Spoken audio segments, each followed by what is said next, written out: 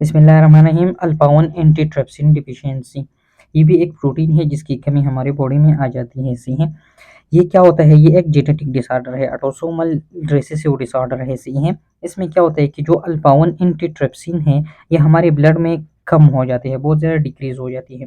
इसकी डिक्रीज की वजह से इफेक्ट क्यों होती है? क्योंकि इसका फंक्शन ये होता है कि ये इनहिबिट करते हैं डिफरेंट प्रोटीएज इनहिबिटर को, जिसमें पार्टिकुलरली कैथेप्सिन जी आता है, न्यूट्रोफिल इलास्टेज आता है एंड प्रोटीनेज 3 आता है। ये सारे जो होते हैं ये कहाँ पर रिलीज होते हैं? ये हमारे न्यूट्रोफिल रिलीज करते हैं at the site of inflammation. लेकिन जब ये इन्फ्लेमेशन के साइट पर प्रोड्यूस हो जाए तो ये इन्फ्लेमेशन इंड्यूस करती है। तो इसकी इनहिबिशन के लिए हमारे पास अल्फा 1 एंटीट्रिप्सिन है, जो इन्फ्लेमेशन को हद से बढ़ने नहीं देता ताकि ये हमारी नॉर्मल टिश्यूज को डैमेज ना करे। तो जब इसकी डिफिशियंसी होती है तो ये जो प्रोटीन्स है ये हद से ज़्यादा रिलीज हो जाती है बाय द न्यूट्रोफिल्स, और वो इन्फ्लेमेशन बहुत ज़्यादा कर देती है, जिसकी वजह से डिफरेंट डिजीज हो जाती है, जिस तरह पल्मोनरी एम्फीसीमा है, क्योंकि यहाँ पर प्रोटीएज की एक्टिविटी बहुत ज़्यादा बढ़ जाती है और वो जाकर हमारे लंग्स टिश्यू को डैमेज करती है। इसके अलावा ये लिवर डिजीज काज करते हैं। लिवर डिजीज किस तरह काज करते हैं? क्योंकि इस डिजीज में अल्फा-1 एंटीट्रिप्सिन में जो म्यूटेशन होता है उसकी वजह से ये मिसफोल्डेड बन जाती हैं, और ये बनती भी लिवर में है। सही है, तो लिवर में इसकी बिल्डअप हो जाती है और वो भी मिसफोल्डेड प्रोटीन्स की। तो उस बिल्डअप की वजह से क्या हो जाता है? हमें लिवर डिजीज होती है। फिर इसके स्ट्रक्चर के बारे में बताती हैं। सबसे पहले बात क्या कहते हैं कि एक प्लाज्मा ग्लाइकोप्रोटीन है, इसमें 394 अमीनो एसिड्स है।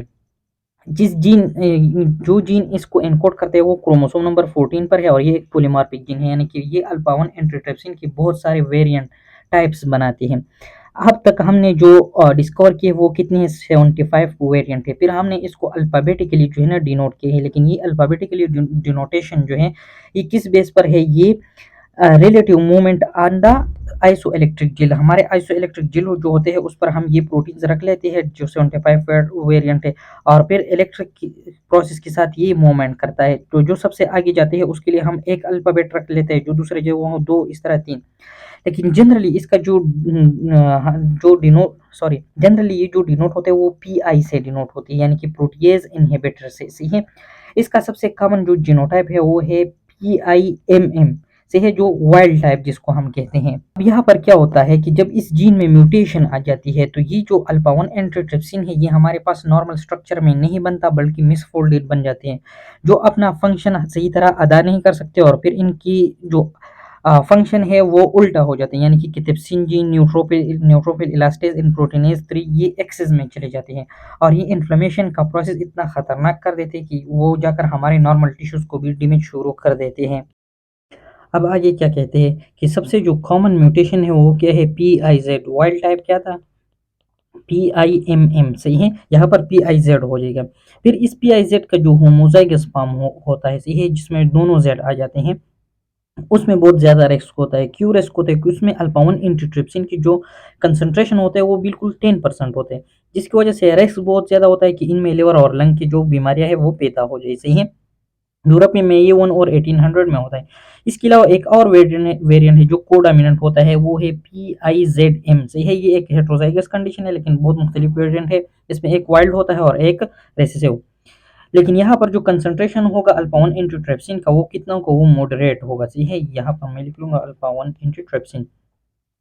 अब इसका जो जितने भी साइन सिम्टम्स हम देख लेते हैं तो इसमें सबसे पहले जो साइन सिम्टम आता है वो लिवर डिजीज आता है। तो जिन बच्चों में या इन्फेंट्स में जेनेटिक हेपेटिक डिसऑर्डर्स होते हैं उनमें ज्यादातर अल्फा 1 एंटीट्रिप्सिन डिफिशियंसी होती है। फिर इसके पैथोजेनेसिस पर आ जाते हैं। तो पैथोजेनेसिस में क्या कहते हैं कि यहाँ पर म्यूटेशन होता है। म्यूटेशन में जो ग्लूटामीन होता है ये रिप्लेस कर देता है लाइसिन। सही है, यानी कि ग्लूटामीन के बजाय लाइसिन आ जाता है। कौन सी पोजीशन ऑफ अमीनो एसिड पर? 342। इस म्यूटेशन को हम क्या कहते हैं? E342K। सही है, फिर इस म्यूटेशन की वजह से क्या बन जाते हैं? हमारे साथ मिसफोल्डेड पीआईजेड प्रोटीन्स बन जाते हैं इंस्टेड ऑफ अल्फा 1 एंटीट्रिप्सिन। सही है, और ये प्रोटीन्स क्या कर देते हैं? ये स्ट्रेस डाल देते हैं हमारे एंडोप्लाज्मिक रेटिकुलम पर। वो एक और प्रोसेस को क्या कर देते हैं? एक्टिवेट कर देते हैं, जिसको हम कहते हैं मिसफोल्ड या अनफोल्ड प्रोटीन रिस्पॉन्स। ये एक्टिवेट कर देते हैं एपोप्टोसिस की प्रोसेस को। सही है, अब ज़ाहिर बात है जब एपोप्टोसिस के प्रोसेस को ये एक्टिवेट करेगा तो जितनी भी मिसमोल्टेड प्रोटीन्स की सेल्स होंगे वो डैमेज हो जाएंगे, उसका किलिंग हो जाएगा। अब यहाँ पर अल्पाइन एंटीट्रिप्सिन डिफिशियंसी में दो तरह की दो डिजीज मोस्ट कॉमनली होती है, लिवर एंड लंग्स डिजीज, सही है। तो जो लिवर डिजीज होते हैं वो क्यों होते हैं, क्योंकि यहाँ पर मिसफोल्डेड प्रोटीन बहुत ज्यादा हो जाती है जो हमारे लिवर में अकोमोलेट हो जाते हैं और हमारे लिवर को ही डैमेज कर देते हैं। दूसरा, जो नॉर्मल प्रोटीन्स होते हैं अल्फा 1 एंटीट्रिप्सिन, इसके डिफिशियंसी आ जाते हैं, फिर इनहिबिशन नहीं होता किस चीज़ की, प्रोटीएज की, और प्रोटीएज की एक्टिविटी हद से ज़्यादा बढ़ जाती है और ये जाकर हमारी लिवर की ही टिश्यूज़ को, सॉरी, लंग्स की टिश्यूज़ को डैमेज कर देती है, जिसकी वजह से वहाँ पर एम्फीसेमा एंड अस्थमा की डिसऑर्डर्स या डिजीज़ हमें नज़र आती है।